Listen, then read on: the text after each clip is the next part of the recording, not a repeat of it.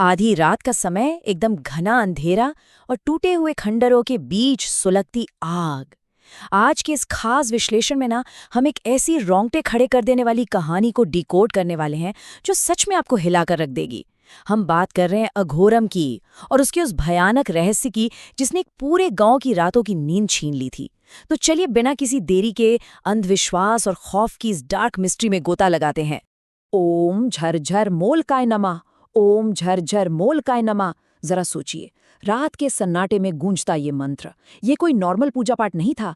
ये शुरुआत थी एक भयानक दुष्स्वप्न की। जैसे ही अघोरम नाम के उस तथाकथित सिद्ध पुजारी ने मंत्र पूरा करके राख को हवन कुंड में डाला, उसने उसने लिटरली एक छोटे से मासूम बच्चे को आग की लपटों के बीच रखी एक खौफनाक मूर्ति की तरफ उछाल दिया। और बस इसी भयानक चीख के साथ एक खामोश गांव की बर्बादी का नया चैप्टर शुरू हो गया।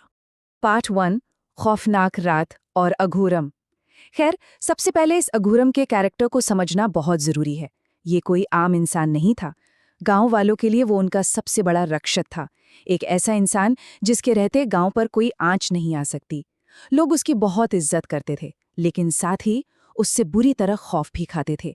उन्हें लगता था कि अघोरम अपनी जान पर खेलकर उन्हें सूखे और महामारी से बचाता है, लेकिन इस अंधे विश्वास की जो कीमत वो चुका रहे थे ना, वो बहुत बहुत भयानक थी। अब आप सोच रहे होंगे कि वो पूजा किसकी कर रहा था। वो था मोलोक, और ये कोई भगवान नहीं था बल्कि एक रूह कंपा देने वाली शैतानी ताकत थी। इसका विजुअल डिस्क्रिप्शन ही काफी डरावना है।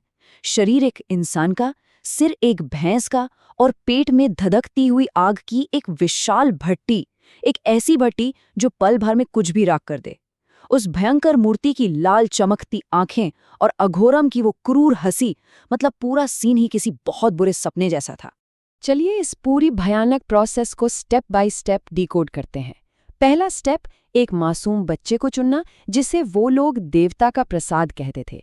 फिर दूसरा स्टेप, उस डरे सहमे बच्चे को एक अंधेरी कालकोठरी में बंद कर देना। तीसरा स्टेप, उसे मोलक की मूर्ति के सामने बनी चिता पर लिटाना। और फाइनली सबसे खौफनाक चौथा स्टेप, उसे आग के हवाले कर देना। ये कोई रैंडम घटना नहीं थी, ये एक पूरा वेल प्लान्ड क्रूर सिस्टम था। पार्ट 2, निर्दोषों की बेबसी। अब यहाँ सबसे बड़ा सवाल ये उठता है कि भाई एक पूरा का पूरा गांव इस तरह की बर्बरता को चुपचाप क्यों सह रहा था? इसका एक ही जवाब है, डर, एक्सट्रीम डर। गांव वालों को पूरी तरह से ये यकीन दिला दिया गया था कि अगर मोलक जरा सा भी नाराज हुआ तो गांव में भयंकर सूखा पड़ जाएगा, सारी फसलें बर्बाद हो जाएंगी और भयंकर बीमारियां फैलेंगी। भुखमरी और मौत के इस डर ने उनकी सोचने समझने की ताकत ही छीन ली थी। वो अंधविश्वास में इतने अंधे हो चुके थे कि पूरे गांव को बचाने के लिए एक मासूम की जान देना उन्हें नॉर्मल लगने लगा था। यहीं पर हमें कहानी का सबसे बड़ा डिसेप्शन, सबसे बड़ा धोखा देखने को मिलता है। जरा इस कॉन्ट्रास्ट को देखिए। एक तरफ हैं बेचारे गांव वाले, जिनका भोला अंधविश्वास ये था कि इस बलिदान से अच्छी बारिश होगी और गांव में खुशहाली आएगी। और दूसरी तरफ अघोरम का काला सच। अघोरम बहुत अच्छे से जानता था कि कोई दैवीय श्राप नहीं है, ये सब उसी का बुना हुआ जाल था। वो किसी देवता की नहीं, एक शैतान की पूजा कर रहा था। और उसका असली मोटिव क्या था? उस शैतान को बलि चढ़ाकर खुद के लिए असीमित जादुई ताकतें हासिल करना और हमेशा के लिए अमर हो जाना। लेकिन ऐसा नहीं था कि सब चुप थे। इस क्रूरता के खिलाफ एक आवाज उठी, सरला की। सरला एक बेबस विधवा थी और इस बार बलिदान के लिए उसी के बेटे को चुना गया था। उसकी चीखें दिल चीरने वाली थीं। मैं भूखी मरने को तैयार हूं, कोई भी बीमारी झेल लूंगी, लेकिन अपने बच्चे की बलि हरगिज नहीं दूंगी। एक तरफ एक माँ का अटूट प्यार था और दूसरी तरफ गांव की अंधी रूढ़िवादिता। लेकिन क्या हुआ? कुछ नहीं। उस अंधी भीड़ ने एक माँ की चीखों को पूरी तरह इग्नोर कर दिया और सरपंच के ऑर्डर पर उस बच्चे को उससे छीन लिया गया। बहुत ही ट्रैजिक। पार्ट 3, राकेश की इन्वेस्टिगेशन। अब कहानी में एक मेजर टर्न आता है। एंट्री होती है एक पढ़े लिखे सरकारी अधिकारी की। राकेश, हाथ में ब्रांडेड सूटकेस, आंखों पर चश्मा। शहर से आया ये आदमी इस अंधविश्वास से भरे गांव में एकदम मिसफिट लग रहा था। और ये कंट्रास्ट सच में कमाल का है। एक तरफ लॉजिकल सरकारी ब्यूरोक्रेसी और दूसरी तरफ ये भयानक सुपरनैचुरल पागलपन। तो राकेश इतनी दूर इस पहाड़ी गांव तक आया ही क्यों था? उसे खींच लाया था ये डेटा। जरा इन नंबर्स पर गौर कीजिए।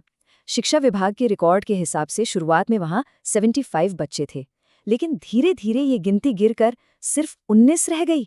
मतलब बाकी के बच्चे गए कहाँ? स्कूल क्यों बंद करना पड़ा? ये कोई छोटा मोटा डेटा एरर नहीं था, ये सीधे सीधे गायब हो रहे मासूमों का सबूत था। और इसी एक सवाल ने राकेश के रडार पर इस गांव को ला दिया। चलिए राकेश के इस इन्वेस्टिगेशन सफर की टाइमलाइन देखते हैं कि कैसे चीजें एस्केलेट हुईं। पहले घंटे में वो एक ऐसे गांव में पहुंचता है जहां शमशान जैसी शांति है।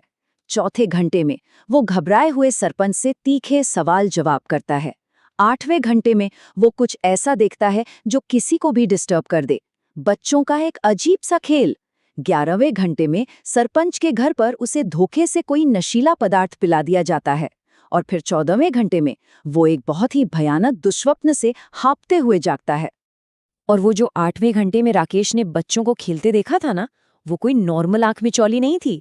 वो गांव के बच्चे एक पुराने मंदिर में मिट्टी से उसी भैंस के सिर वाली मूर्ति को बना रहे थे और लिटरली बलि का खेल खेल रहे थे।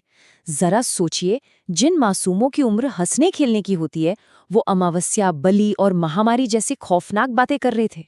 इस एक वाक्य ने राकेश को अंदर तक झकझोर दिया कि बॉस, यहाँ दाल में कुछ काला नहीं, पूरी दाल ही काली है। पार्ट 4, अघोरम का पर्दाफाश। और यहां से टेंशन एकदम पीक पर पहुंच जाती है। राकेश जब अपने उस नशीले और डरावने सपने से झटके में जागता है तो उसका दिल जोरों से धड़क रहा था। सपने में दिखी वही आग उगलने वाली मूर्ति उसके दिमाग में घूम रही थी।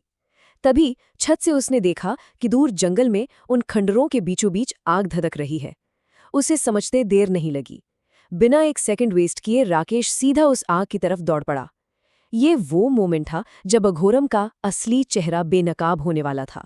खंडहर में पहुंचकर राकेश जब छिपकर देखता है तो फाइनली अघोरम की असलियत सामने आ जाती है। अघोरम पूरे अहंकार में चीख रहा था, मैं एक साधक हूं, बस 7 बरस और फिर मैं अमर हो जाऊंगा। उसने खुद अपने मुंह से कबूल किया कि वो किसी भगवान का नहीं बल्कि एक शैतान का भक्त है। उसी ने गांव वालों के दिमाग में ये खौफ बिठाया था ताकि वो अपने मतलब के लिए बलि दे सके। अघोरम कोई रक्षक नहीं था, वो महज एक कातिल था। लेकिन अघोरम को एक बात नहीं पता थी, राकेश वहां अकेला नहीं था। राकेश ने बहुत ही स्मार्टली अघोरम को अपने लॉजिकल सवालों में उलझाया और ये सारा सच, वो भयानक सच, अंधेरे में छिपे उन गांव वालों ने अपने कानों से सुन लिया।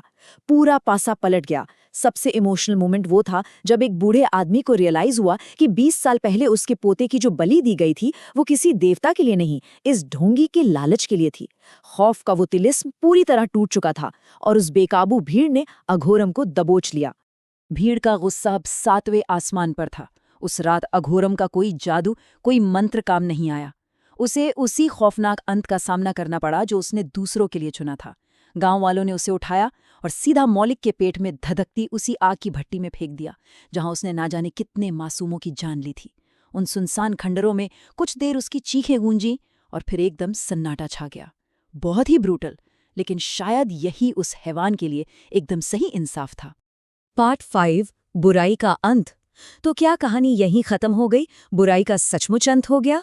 सालों बाद अगर आप उस गांव को देखें तो सब एकदम पीसफुल लगता है। बच्चे बाहर खेल रहे हैं, औरतें बेफिक्र होकर हंस रही हैं, खौफ का कोई नामो निशान नहीं। राकेश भी अपना काम खत्म करके शहर लौट चुका था। लेकिन एक डार्क रियलिटी ये भी है कि बुराई इतनी आसानी से खत्म नहीं होती। एक अमावस की रात उसी सुनसान खंडहर में फिर से किसी के कदमों की आहट सुनाई देती है। एक परछाई जो इस शांति को चीरने वापस लौट आई थी। और यहाँ आता है एक ऐसा ट्विस्ट जिसकी किसी ने उम्मीद नहीं की थी। एक आदमी फावड़े से जमीन खोदकर उसी दबी हुई मूर्ति को बाहर निकालता है। अचानक बिजली चमकती है और उसका चेहरा रोशन होता है। चेहरे पर वही खतरनाक स्माइल, वही लाल आंखें। जानते हैं वो कौन था? अघोरम का अपना बेटा। उसने अपने पिता के उस अधूरे काम को पूरा करने के लिए काले मंत्र पढ़े और अघोरम की आत्मा को उसी मोलक की मूर्ति के अंदर ट्रांसफर कर दिया। अब वो सिर्फ मोलक की मूर्ति नहीं थी, वो खुद अघोरम था। खंडर में एक बार फिर से वही खौफनाक हंसी गूंज उठी है। जो बुराई राख हो गई थी वो फिर से लौट आई है और जाते जाते ये हमारे सामने एक बहुत बड़ा सवाल छोड़ जाती है। क्या इस नई पुनर्जीवित बुराई और अंधविश्वास के चक्र को रोकने के लिए फिर से कोई नया राकेश आएगा, या फिर इतिहास एक बार फिर से खुद को दोहराएगा? अंधविश्वास और बुराई की ये लड़ाई क्या कभी खत्म होगी? इस रोंगटे खड़े कर देने वाले विश्लेषण में आज के लिए बस इतना ही। उम्मीद है ये कहानी और इसके सबक आपको लंबे समय तक याद रहेंगे।